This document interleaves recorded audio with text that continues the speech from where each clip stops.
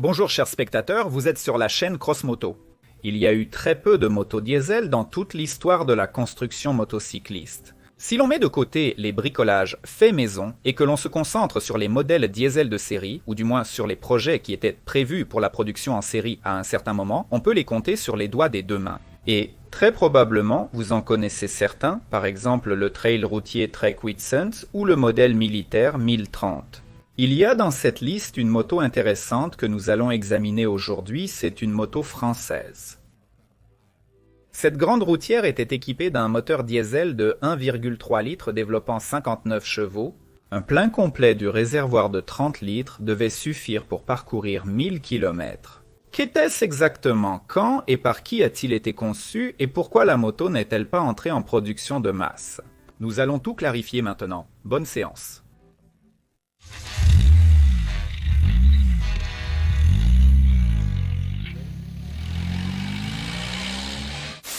Si l'on creuse un peu l'histoire, on découvre que les Français étaient à l'origine de la naissance de la construction de motos à la fin du 19e et au début du 20e siècle. Les conceptions des motos françaises étaient à bien des égards en avance sur leur temps et le nombre de firmes et d'entreprises actives dans ce secteur était impressionnant. Une situation similaire se produisait dans d'autres pays techniquement progressistes au début du 20e siècle, les États-Unis, la Grande-Bretagne, l'Allemagne. Dans les années 50, l'industrie motocycliste européenne connaît sa première crise importante. La population de l'Europe d'après-guerre s'est quelque peu remise des bouleversements de la Seconde Guerre mondiale. Et pendant cette période, les citoyens ordinaires commencent à passer activement à l'automobile car les véhicules à 4 roues deviennent abordables pour une large partie de la population. La deuxième crise, bien plus grave, survient à la fin des années 60 et au début des années 70. Cette fois, la cause sera les motos japonaises qui, selon de nombreux critères, surpassèrent la technologie européenne et étaient un peu moins chères. Dans tout État, il existe des ambitions nationales. La France, autrefois à la pointe du progrès dans la conception de motos, s'est retrouvée à ce moment reléguée à l'arrière-plan de l'industrie. Mais il restait la grandeur d'antan et les ambitions. Les hauts fonctionnaires du gouvernement se demandaient « La grande France serait-elle vraiment incapable de concevoir une bonne moto ?» Ils ont annoncé un concours pour la création d'une moto populaire française, et afin d'économiser sur la conception du moteur, de réduire le coût et de simplifier l'exploitation du produit fini, il était exigé d'utiliser un groupe motopropulseur automobile de grande série. Et à la suite de ce concours, une série de machines BFG 1300 à 4 cylindres opposés a vu le jour. J'ai raconté l'histoire de ce modèle dans un épisode séparé.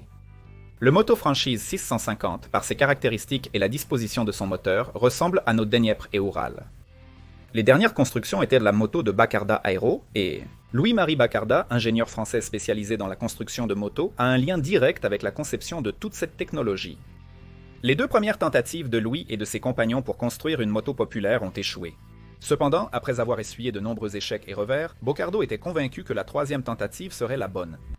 En 1987, Louis Bocardo est revenu dans le monde de la moto en présentant un nouveau concept au Salon de la moto à Paris.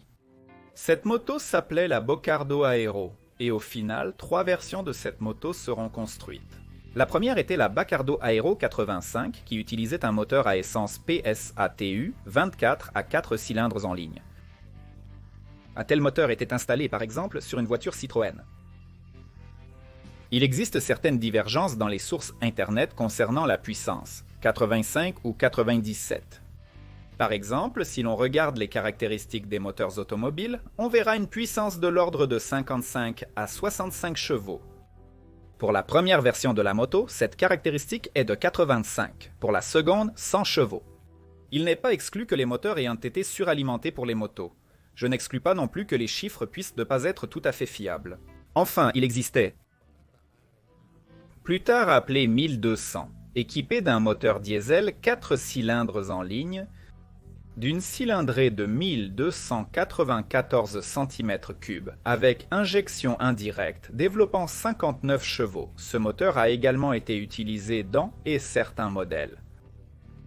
Pourquoi a-t-on misé sur les moteurs automobiles ? Cela a été fait dans le but de réduire le coût de la conception et de simplifier l'entretien. Les moteurs étaient déjà éprouvés depuis des années, et en cas de panne ou d'entretien, on pouvait s'adresser à n'importe quel atelier de service. La 1200 était une moto pour les pragmatiques, pas pour ceux qui recherchent des sensations fortes et de l'adrénaline. En 1990, Le magazine écrivait qu'il avait d'une certaine manière suscité l'engouement autour de ce projet et qu'environ 32 motos avaient déjà été construites. Environ 15 d'entre elles étaient diesel. Le moteur était monté longitudinalement dans le cadre, soudé à partir de tubes en chrome molybdène. La boîte de vitesse était reliée au moteur, la même que celle installée sur les motos. De là, le couple était transmis à la roue arrière par un arbre de transmission. Une caractéristique notable du moteur automobile était la courroie de distribution. Le magazine notait également que 6 employés travaillaient dans le petit atelier de Louis Bacardat. Quant à Louis Bacardat lui-même, il avait déjà le soutien de 24 concessionnaires en France et prévoyait également d'exporter la moto vers certains pays d'Europe. Le journaliste moto Alan Cathcart a roulé sur la Bacardat aérodiesel en 1991. Dans son essai, Cathcart a noté que les tentatives de réduction du poids avaient permis à la moto d'atteindre un poids acceptable de 250 kg. La procédure de démarrage du moteur était intéressante, bien qu'elle soit familière à tous ceux qui conduisent des voitures diesel. Après avoir mis le contact, il fallait attendre 6 à 10 secondes pour le préchauffage des bougies de préchauffage, puis seulement démarrer le moteur. Cathcart a noté la bonne souplesse de fonctionnement du moteur et ses qualités de traction. Il était également ravi de la boîte de vitesse à 5 rapports avec des rapports longs. La moto était idéale pour les longs trajets tranquilles. Le Grand Touret pouvait atteindre une vitesse de 180 km/h. Les critiques concernaient dans la fourche de 40 mm de yawl, jugée assez faible, ainsi que les amortisseurs de la suspension de la roue arrière fournale. En ce qui concerne la consommation de carburant, lors des essais à une vitesse de 90 km/h, la moto consommait 2,35 litres de diesel au 100 km. En tenant compte du fait que le réservoir contenait 30 litres de carburant, on pouvait affirmer sans hésiter qu'avec un plein, l'autonomie atteignait 1000 km, voire un peu plus.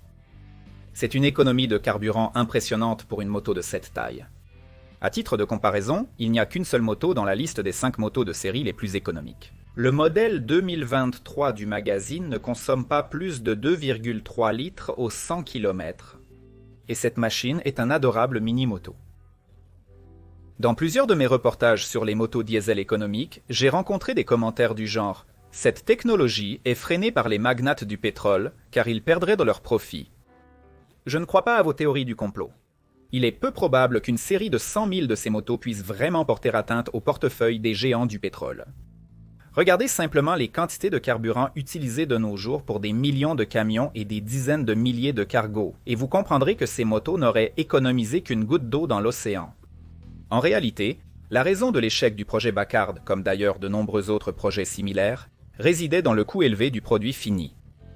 En 1990, une Bacard 1200 coûtait 11 500 $, ce qui équivaut aujourd'hui à environ 27 000 $.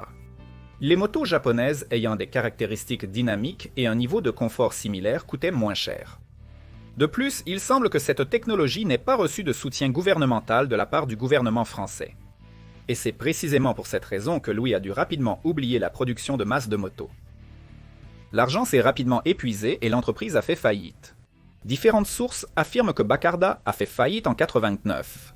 Mais il me semble que tout s'est passé en 91, sinon comment cela aurait-il pu être autrement? Alan Cathcart a fait une revue et un essai de cette moto en réfléchissant au fait que, pour une production en série, la moto devrait être améliorée au niveau du châssis.